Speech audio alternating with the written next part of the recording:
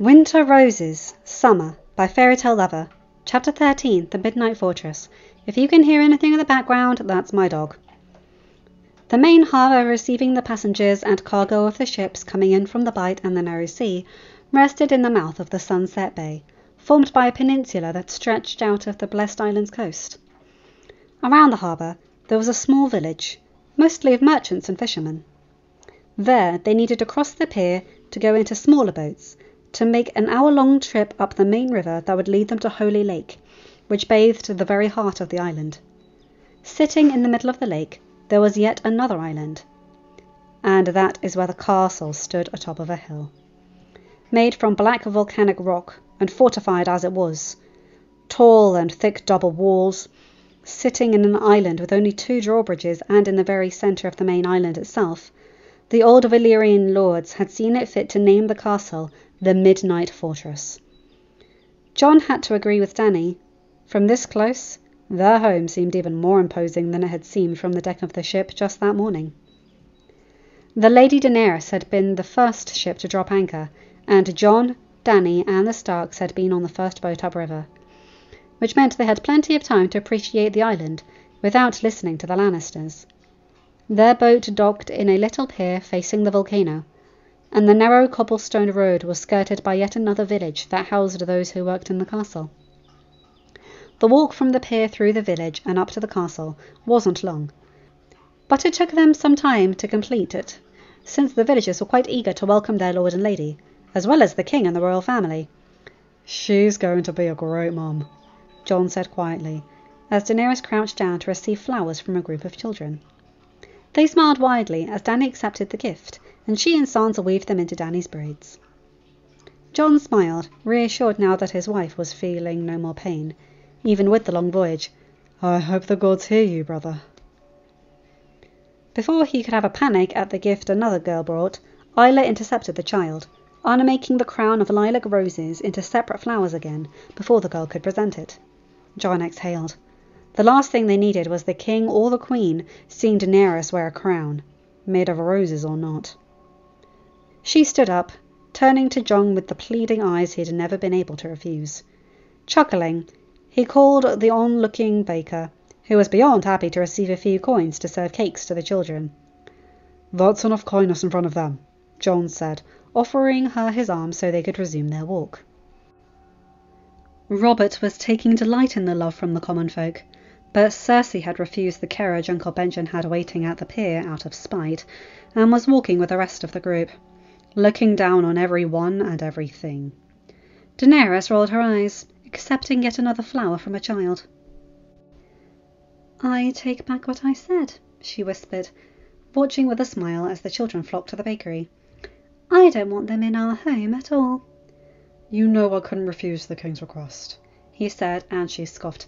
"Dany!" he chastised. One more week, and they'll be back on a boat to the continent. Please, we've made it this far." She nodded with a sigh, and they finally reached the main courtyard. The walls of the castle were conspicuously weak, as if no one had thought to strengthen them. John knew it to be a lie. The last time he and his father had gone over the plans, they decided to make the walls at least doubly as thick as they currently were, reinforced with many more battlements and archery towers. But it looked like Uncle Benjen had redirected the construction team after the news of the king riding north came. "I thought Uncle Benjen said the door of the castle was red," Dany whispered. "It's supposed to be," John said just as quietly. Black and red. Dany had gotten a kick out of it when they were told, years and years ago. The current door was made of a lighter wood, though, not as thick as they had planned, and the ironworks were common iron, not thick wrought steel. "I think Uncle Benjen tuned down the castle's defences," he added, "for the king's benefit." "A good idea, after Joffrey's attack and my brother's letter." "We have scout ships surrounding the whole island. No ship will come close without being identified. I doubled the guards on the harbour, but I'm sure that Uncle Benjen thought of something else to be in place of the defences he took out." Like Winterfell with its hot springs, the castle was warmed by the volcano, which warmed the earth beneath the land. But Benjen had left all the windows open, so a chilly breeze was making the corridors seem cold, and the lack of lit torches made them dark. Servants scurried by, taking luggage and showing everyone to their rooms. Isla took charge quickly, bossily telling people to go this way or another. "Come," Benjen said, "let the servants sort out the rest. I'll show you to the Lord's chambers." We had to rush, but we managed to finish it. "Even the last bit?" John asked. "Yes, even the last bit," Benjen answered with a smile. "What bit?" Daenerys asked, curious. "A surprise, love. Come on, let's see our chambers." Benjen led them through the castle to the family wing. This door was coated with some reddish varnish, and the corridor beyond it was much more welcoming. Torches burning from sconces set every few feet apart, and no open windows letting in a draught. At the end of the corridor, a big door painted in blue sported the sigil of House Starling. "This is your private sitting room," Benjen said after a servant had opened the door and they were inside. Daenerys gasped, amazed. The walls, floor and ceiling, like the rest of the castle, were made of black volcanic rock. But the room was so beautifully decorated it was light and welcoming rather than dark. The room was a heptagon, and on the wall next to them a fire burned in a huge fireplace, next to a big bear pelt serving as a rug. Around it, blue sofas and an armchair provided a comfortable space to sit. Taking up the rest of the space was a dining table that would sit 6 people. The other walls had doors to the other chambers. "The first one is Jon's study," Benjen said, pointing, "followed by his dressing room, then the bedchamber, then Daenerys' dressing room and her study. And all rooms are connected to the ones next to it. Where would you rather start?" "With the surprise," Jon said, excited. Benjen laughed. "Come on then, this way." He led them 2 doors down the corridor, by which time they could hear the Stark children approaching. "Go on. I'll make sure they take their own rooms, and leave you alone." "Close your eyes, love," Jon said eagerly. "Jon, what are you—" "Come on, please. Just indulge me for a moment." Chuckling, Dany did as he bid, and Jon led her through a door and into a new room. "You can open now," he said. As her purple eyes refocused, she gasped again. In the middle of the room, a round, fluffy blue rug laid beneath a beautifully ornamented cradle, carved in a soft, light-coloured wood. The bedding was all blue and grey, though one of the blankets was a vivid blood red. Hanging over it was a mobile made of wolves, dragons and rose figurines. The rest of the furniture, a tall shelf, a big chest of drawers, a changing table and a small cot, all used the same light-coloured wood. But it was the opened door across the room that called to Dany. Stepping outside and onto the balcony, she could see the sun making its way to the top of the sky, miles and miles of blue-green ocean surrounding them behind the imposing and terrifying beauty of the ice-capped volcano. "Sunrise must be beautiful on this wing," Jon said, standing next to her. Smiling, tears rushing down her cheeks, Daenerys turned to him. "I love it. It's a beautiful nursery." "And it will be occupied," Jon said assertively, placing a hand delicately on the swell of her belly. "And we'll choose a lot of toys for our baby." Dany nodded, putting her hand on top of his, reaching up to kiss him. "I think I'd rather see our bedchamber now," she said, kissing a line up from his chin to bite at his earlobe. "You're a menace," Jon said, picking her up in his arms to go to bed. "You love it," she said, kissing down his neck. He laughed. "I really do." Jon laughed loudly when Theon was thrown to the ground yet again. Even Sam, who usually didn't enjoy visiting the training yard, was having a good time. So Roderick had accompanied the Stark host, and they had gathered to have a sparring practice. At the moment, Robb was trashing Ned's ironborn ward, after being beaten by his brother. Bran was watching them from Jon's side, cheering for their brother and laughing along. Everyone in the training yard, Sir Roderick, Jon, Sam, Bran, Uncle Benjen, and a few of the stable boys, the Northern lords that had followed them from Winterfell, Lord Manderley, who had joined them at White Harbour, the lords from the court, and even the 2 Kingsguard, was enjoying the practice. That is, until Joffrey came, followed closely by the Hound, his sworn sword. Then John stopped laughing, and all others faded along with his. No one liked the prince. That much was clear. "Why the long faces?" the blond boy sneered, noticing the shift in the mood. No one answered him. "You don't spar, starling?" "I've had my turn, your grace," John said through clenched teeth. "And what, afraid you'll lose to your true-born half-brother? He is, of course, far superior." John's eyes flashed with anger, but he bit his tongue, almost drawing blood. "Perhaps you should spar, your grace," Great John Umber said. "Show us brute northerners how you southerners do it." It was a veiled insult. Much more because everyone knew the chances of Joffrey actually knowing how to handle the golden sword he wore on his hip were slim. But Lord Umber had been one of the most insulted with Joffrey's punishment, or at least the most vocal, and he seemed keen to give John an opportunity to retaliate. "This is a game for children, my lord," the prince said, feigning boredom. Theon, back on his feet, gave a sudden bark of laughter. "Ha! You are a child," he said derisively. He'd never liked John, and loved to insult him for being a bastard, but even he had been outraged with Joffrey's actions. "Robb may be a child," Joffrey said, scoffing, "but I am a prince, and I do not see the point in swatting at Starks with play swords." "I didn't mean Lord Robb," the Great John said. "If you are sparring, my prince, you should spar with the lord of the castle." Everyone was excited for the event now. The Northerners, who knew of John's skill with a blade, were unworried and anticipating the prince's humiliation. The Lannister loyalists seemed to think it impossible that John would win the match, as none of them would fathom humiliating their prince. "Unless his grace is afraid," Robb said, knowing pushing Joffrey's buttons would work. The prince looked at him. "Oh, I am terrified," he said, "as if a low-born bastard had enough skill, let alone brains, to triumph over a prince." Some of the Lannister men laughed. The Northerners bristled.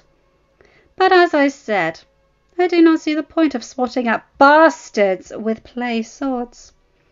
Sir Roderick tugged at his white whiskers. "Nevertheless, I won't have life-steal in the hands of boys under my care. You may handle a sword when you are of age, both of you," he added, knowing John and Robb would complain. And Robb was furious. His pride was wounded, and his emotions were still running wild. They had been ever since Joffrey had attacked Daenerys, and Catelyn had left. He turned to Sir Roderick. "Let me do it. I can beat him." "Beat him with a tawny sword, then," Sir Roderick said. Joffrey feigned a yawn and shrugged.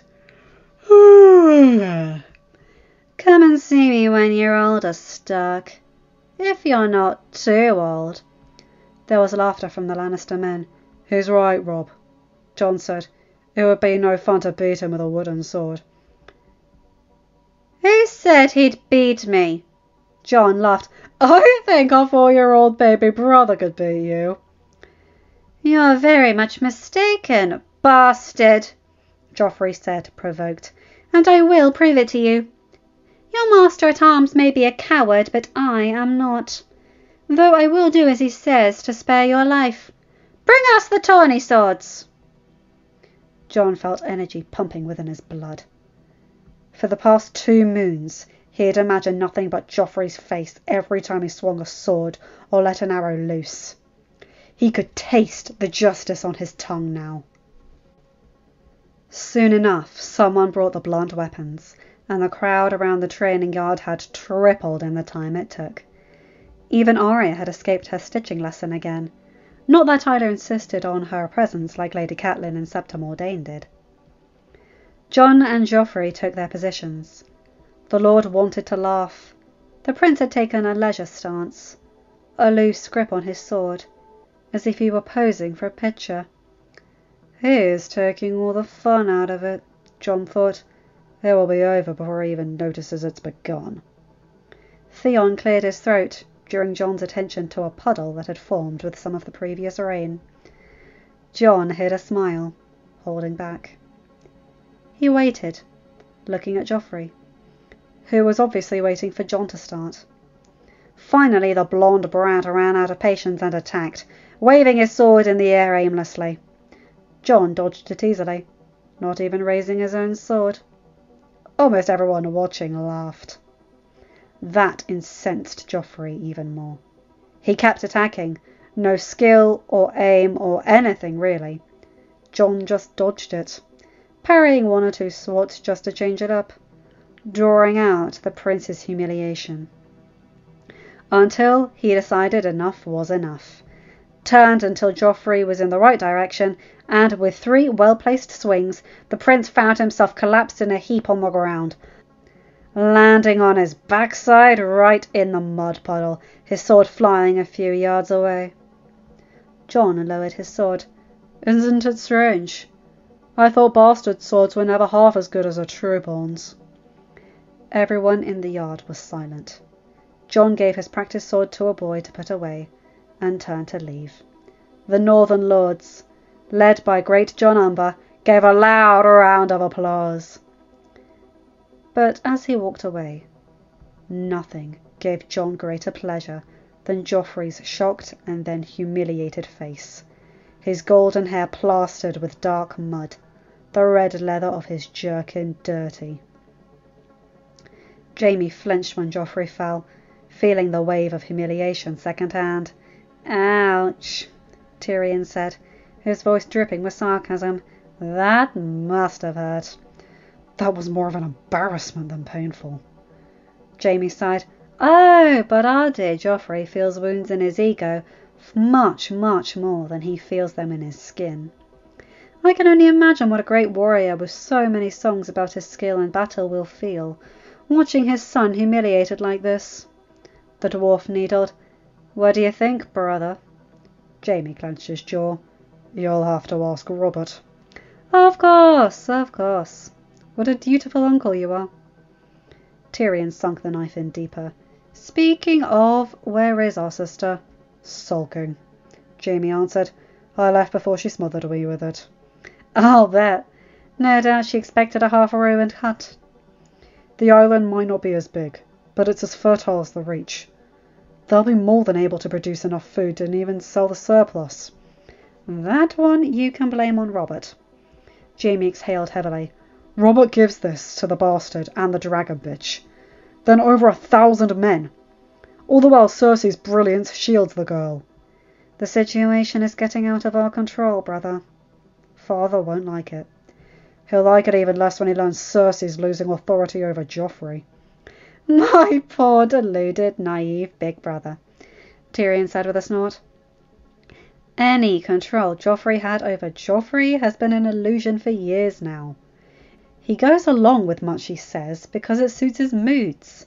But if any of you thought you had any power over him, you're sorely mistaken." "I know," Jaime sighed. "I don't like it. First Jon Arryn starts asking too many questions. Then he dies suddenly, next to the fat fool who wants to ride north. The whole ugly business in Winterfell.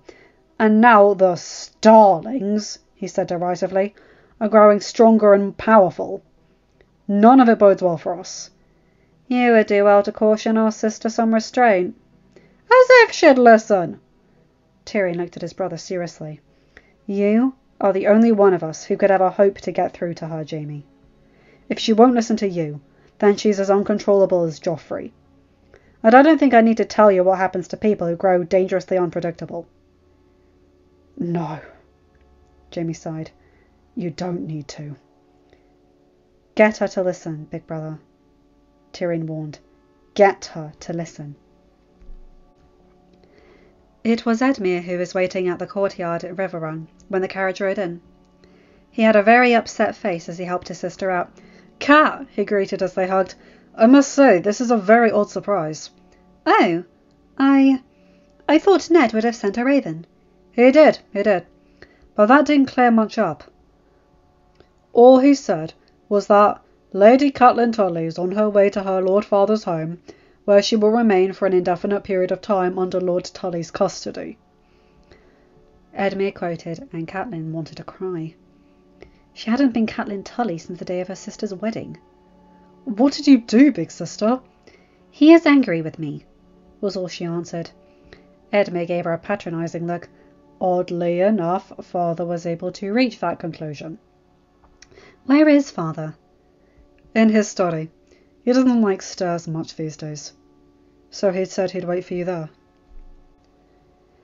Edmure led the way, and the sights of her childhood home were a curse rather than a blessing to Catelyn. Hoster stood up from his desk, heavily leaning on a cane when they entered.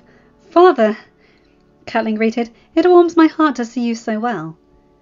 I wish I could say the same, daughter, but your lord husband's raving gives me a very cold impression. I have made him angry. Ha! Honourable and cold Ned Stark, and you managed to drive him angry enough to send you away? Hoster exclaimed in an old and tired voice. That is a feat, Catelyn. I have made a mistake, father. My lord husband is so protective of that bastard of his. That is irrelevant, father, Edmure cut in. By sending her back, and while the royals are in his guests? Eddard Stark is setting her aside in front of the whole realm. He is dishonouring her and our house and shaming us publicly. I say You are a great fool if you think I'm calling the banners and marching north just like that. I know Ned Stark. He is an honourable fool and... An honourable fool with a bastard, Edmure scoffed. And how many bastards do you have, my son? Hoster said sarcastically. I will investigate this further. If I find that Ned Stark is shaming us, then I will call the banners.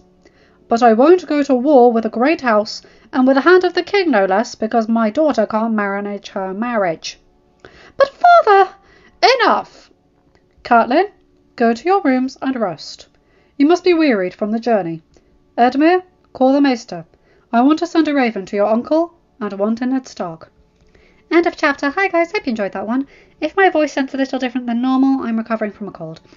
But I'm glad I was able to make as many videos as I have in order to have some backlog to post for you guys. I wouldn't want to fall behind. Anyway, you guys know the drill. Like, comment and subscribe and hit that bell to get notified when I upload a new video. Have a good day, night or whatever time zone you're in. Bye my guys, gals and non-binary pals. I'll see you in another video. Take care.